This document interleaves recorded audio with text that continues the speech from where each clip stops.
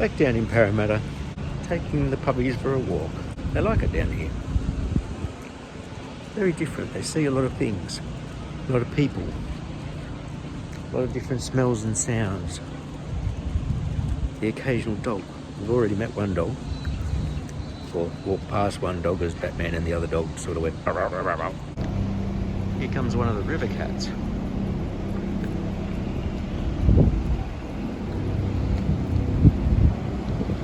Travels from Parramatta here down to Circular Quay in the city on the harbour.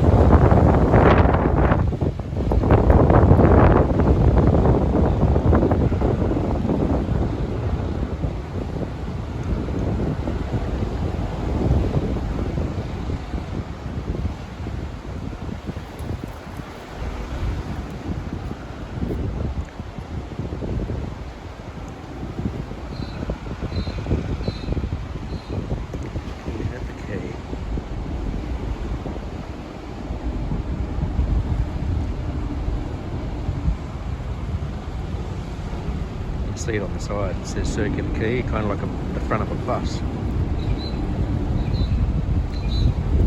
You might be able to see the seating in it.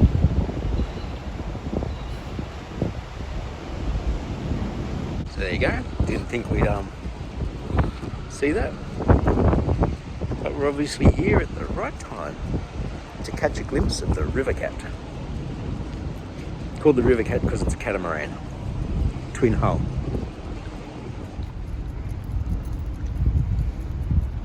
There's signs all over the place that say don't eat the fish from the river. So I don't know what they're fishing for and if they're going to eat it. Still waiting to return to the city. There was a guy down the very end power washing a footpath to get all the mud off. I hope the power washer isn't powerful enough to take the paint off, because otherwise they're going to have to redo this Storylines footpath, which if it does get damaged, I hope they do.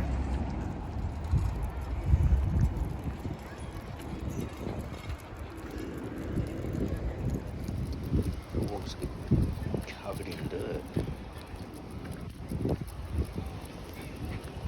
Mud wash off and stuff. I'd like to say it's the next day, but it's not. Took a day off.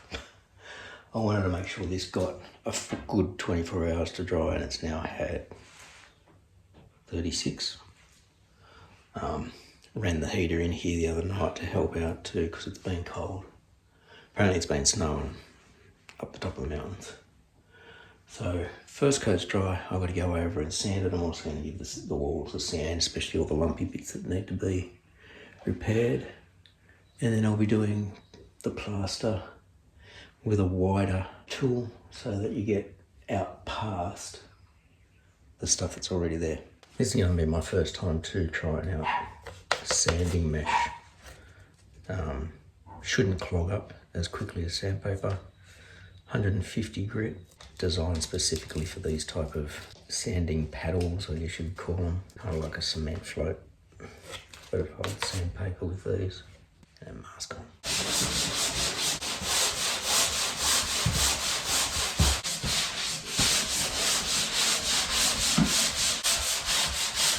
Second coat ready to go. 200mm knife. Try and keep this as systematic as possible.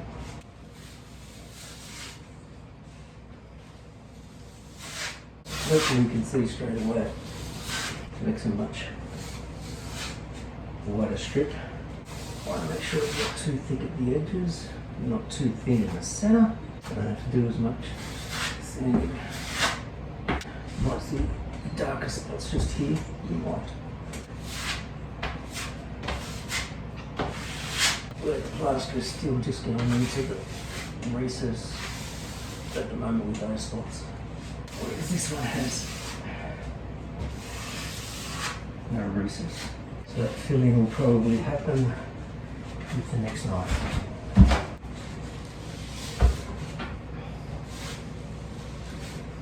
Switching out the baseboards as well. So you want to, little cat's claw type thing is good.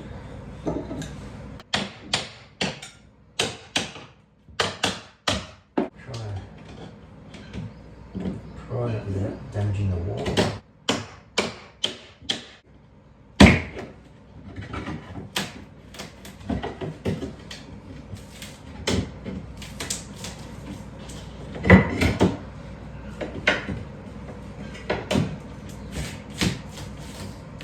They should not be bleeding at all.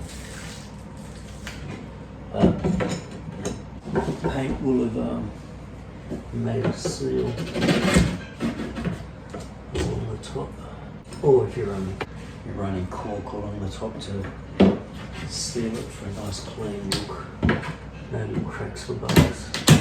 Make sure you knock all the nails out so you don't go accidentally stepping on them.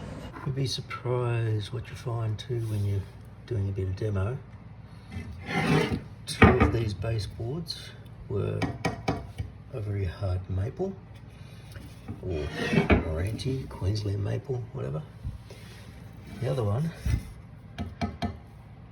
was Oregon. It's like it was ripped down from a piece of ceiling rafter. But just hear the density difference. In a lot of the other stuff I've pulled out and replaced, because we're replacing all the baseboards with like a low profile bull nose. You can tell this was like someone's just a holiday house, square. It's wood. It's nice wood when you get it cleaned up. I think I made some things with past pieces. I don't know about the Oregon, but look how tight the grain is in that.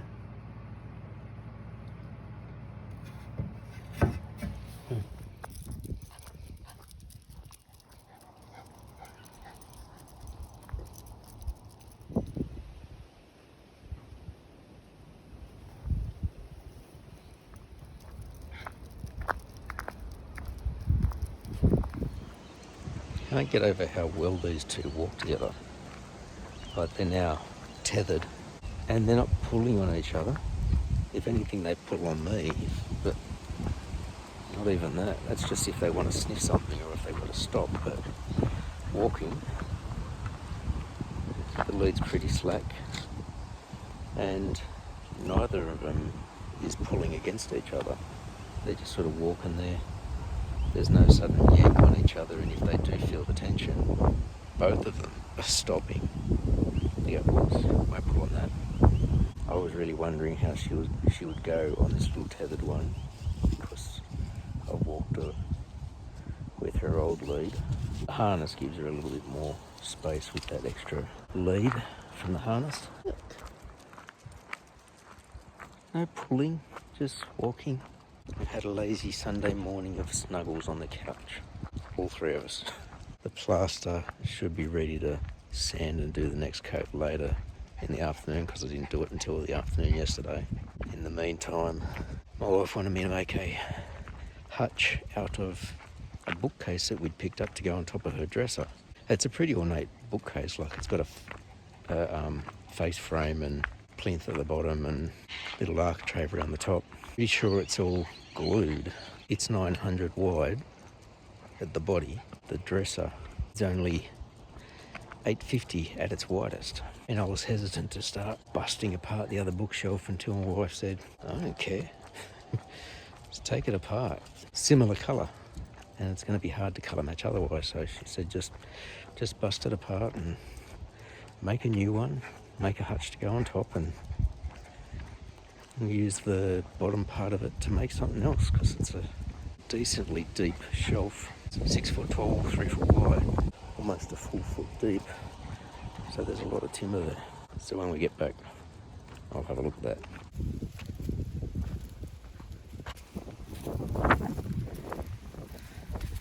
Ava's having an explore.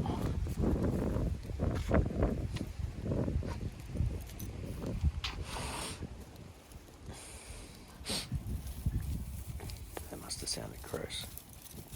No, we don't go in the long grass. Snakes. Come on.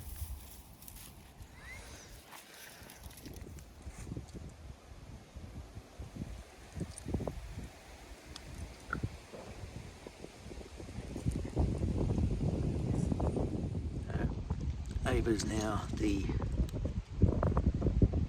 6th fur baby that I've brought to here.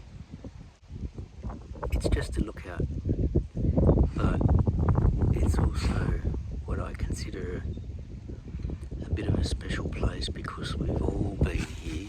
It's not far from home. Pictures and memories of all of the puppies down here. Okay, about to do the next sand before the final coat, and the final coat will be with the really big knife. I'll show you that when I get to it, but right now it's just sand. I don't have to do the whole wall, just the patches, and I don't think I'll have to do anything else over those, mainly just the long joints.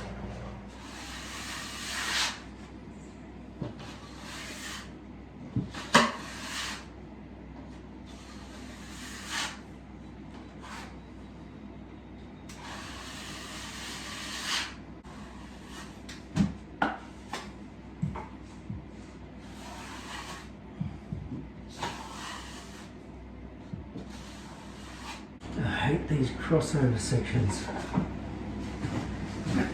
I find it hard to get over that section without making lines in all your crossovers.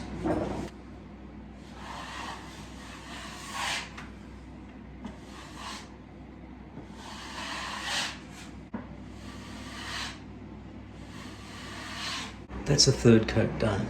I can see a couple of ripples, but if they're just like surface ripples, they might sand out in that final sand.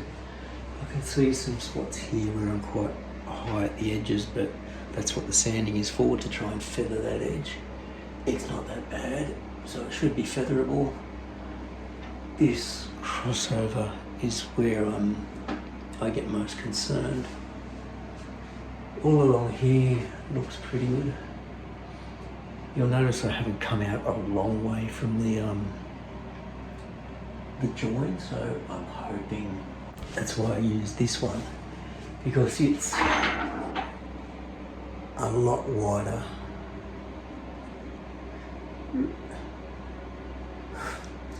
It's a lot wider than the space, so when you're dragging, yes, there's a little bit of flex in it, but when you're dragging, it basically rides on the outer section of the plasterboard, which is why it's quite dark where the edge of the rebate is. And I've got a thick bit here where I started again, but it's higher, so I should be able to sand that down.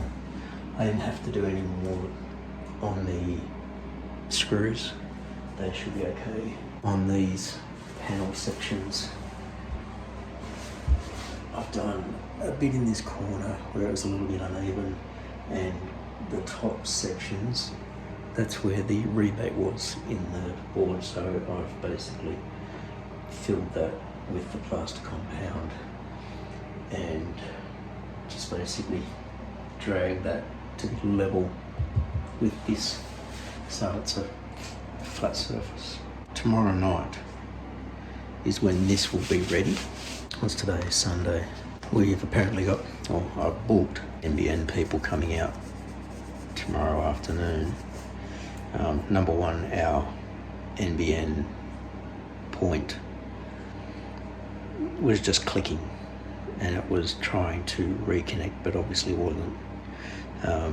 So our internet's been running on Telstra's mobile signal, But we're also eligible to upgrade to fibre to the premises. So we're going to look into that as well. So that's what's sort of booked in for tomorrow afternoon. And this will be ready to sand tomorrow night, Tuesday morning.